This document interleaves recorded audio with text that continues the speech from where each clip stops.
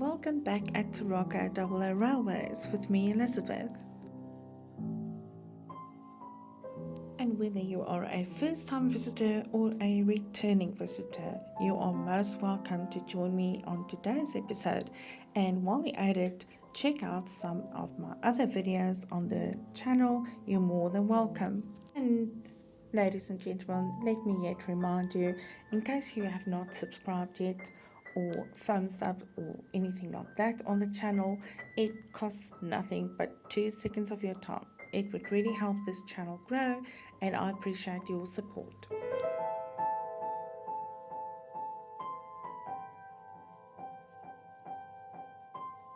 So today's logo is Hornby Railways model code R.101, and that is of the early 1980s, and it's British Railways, and it's a CC diesel hydraulic locomotive, and of course it is the class 52, and the logo we have today is the Western King, part of all the Westerns and thousands, and this locomotive is number D1039.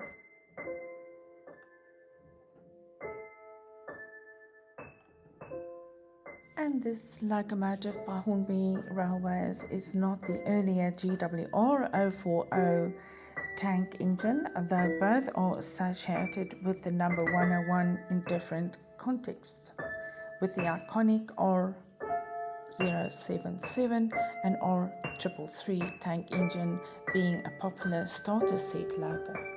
So there are obviously many models available and that have done the modelling of the specific warship locomotive we have here.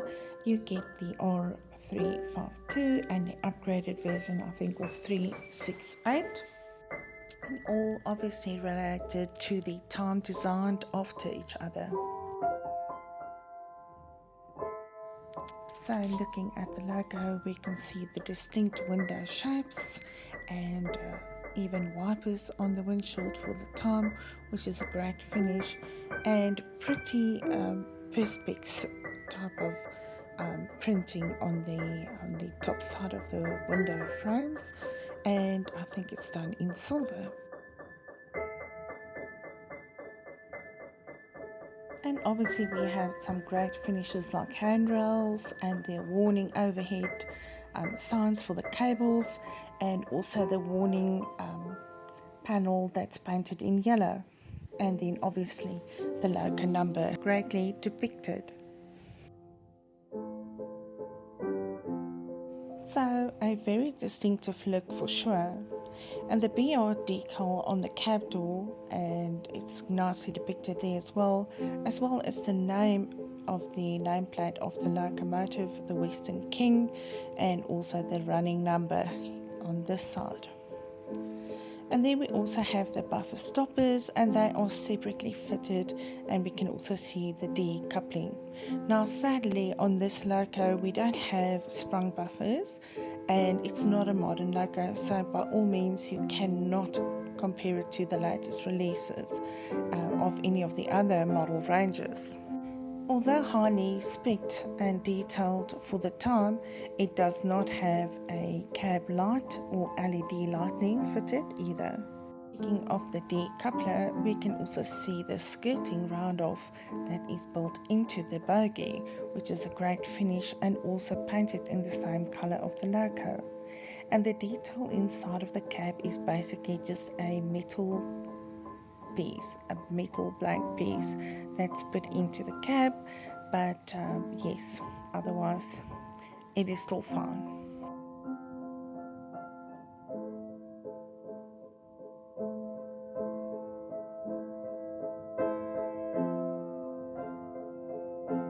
So again we have lovely glazed windows, and even in the middle of the loco nicely depicted, and also looking at the bottom of the loco now, we will see the 6 wheels per side or directional side, and that will be the pickups wheel sets of 3 per side, and I think it is also having, as you can see here, the 2 wheels that are the traction tires to help it sit nicely on the track, and also with a little bit of weight that's in the loco, that will keep it nice and balanced.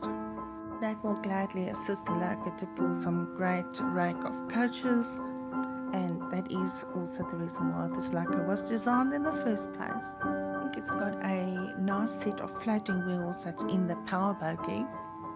Also looking very carefully, a lot of plastic underneath the logo for sure, but we can also see here it says Hornby, and it also say manufactured in Great Britain.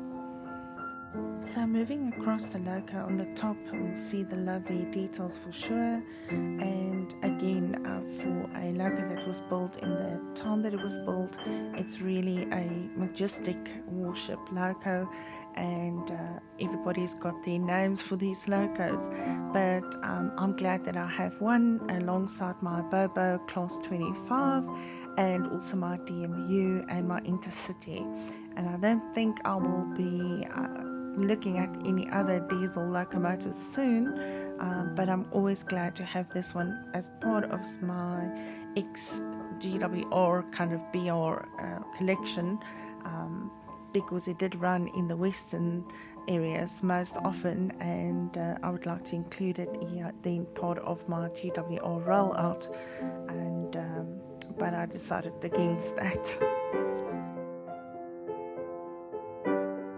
And obviously looking in the box we will see that we also have the service sheet, and also have the indication of the weights on either end, and the plastic clips that are sometimes very stiff, so I don't think it's a good idea to fiddle with this. If you don't need to open this loco, maybe it's a good idea to rather not open it. And then also the instruction sheet, and yes, overall a very nice logo to have and as part of my fleet.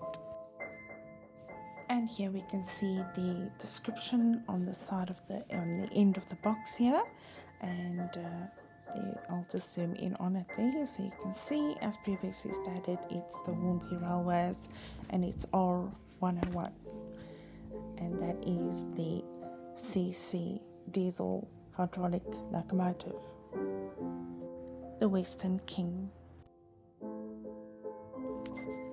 Alright, so now we're going to get into the favorite part of the episode, where we jump into the history of this locomotive.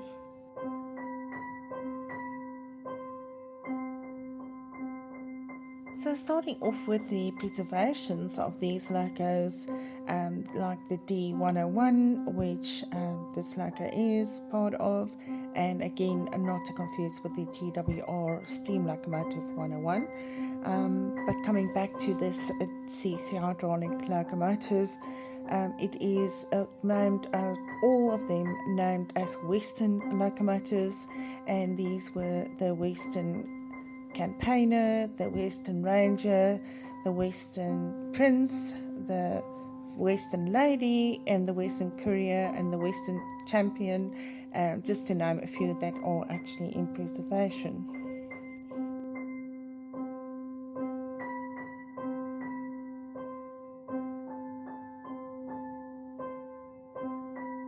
And to better help us understand why this locomotive was built, we have to delve into the history and see where it all started, where this CC diesel hydraulic locomotive started getting shape.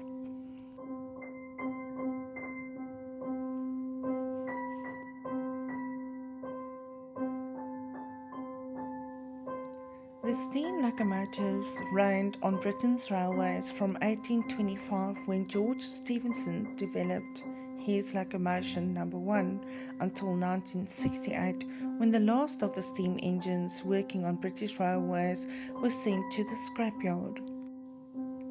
Although Dr. Rudolf Diesel invented the diesel engine in 1892, it was not until 1947 that the London, Midland and Scottish Railway developed a successful mainline diesel locomotive.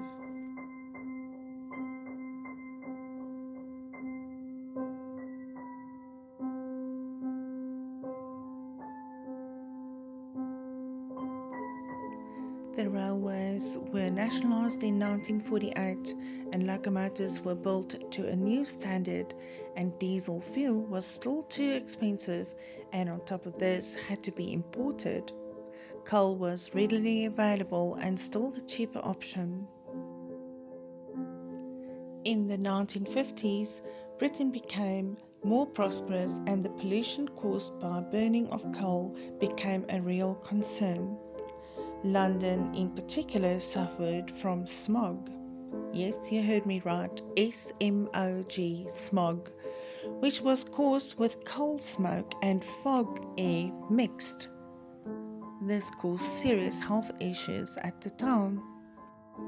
In 1955, British Railways produced its own plan whereby its entire fleet of steam locomotives would be replaced by diesel and electric locomotives.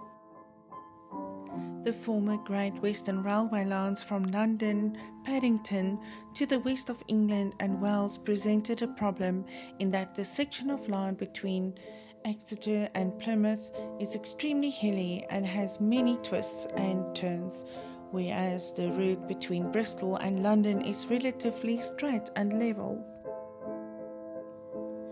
The Western Region engineers looked to Germany, where a locomotive had been developed to perform over the steeply graded Black Forest routes. It used a diesel hydraulic transmission to transfer the power from the engine to the wheels and had excellent power to weight ratio, and compared to heavyweight diesel electrics being designed and built elsewhere. The Westerns, also referred to as the Thousands by drivers and designated as Class 52s by the British Rail, were built at Swindon and Crewe between 1961 and 1964. The 1960s opened up a big change in railway, and the first Westerns were taken out of service in 1974, the year of my birth. It is also interesting to know that the early diesel locomotives had either very American styling or also the fact that they had lots of influence in the developing industrial stage, with the person named Misha Black that was born in Russia in 1910 and came to Britain as a refugee, and his career started in the 1930s, and in 1933 Misha Black joined Bassett Gray, which became the industrial design partnership team on these locomotives, and also in reference to the Britain Can Make It.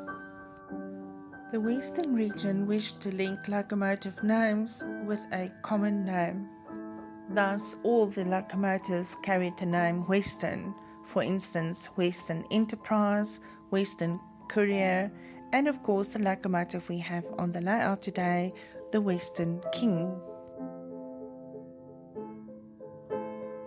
The first of the Class D1000 Western Enterprise was painted in a light brown described as desert sand, and the second Western Pathfinder was painted in maroon livery, the D1002, and the third Western Explorer was painted green.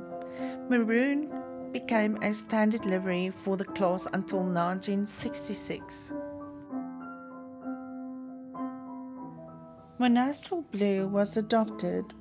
Sir Misha Black knighted in 1972 and died in 1977, ironically the same year that the last Westerns were finally withdrawn from service. So there you have it, folks, another lovely loco to have in my edition in my period that I run on the layout. That will be between 1900s to 1970s. Thank you so much for joining me once again, and I wish you all my best. Regards, Elizabeth.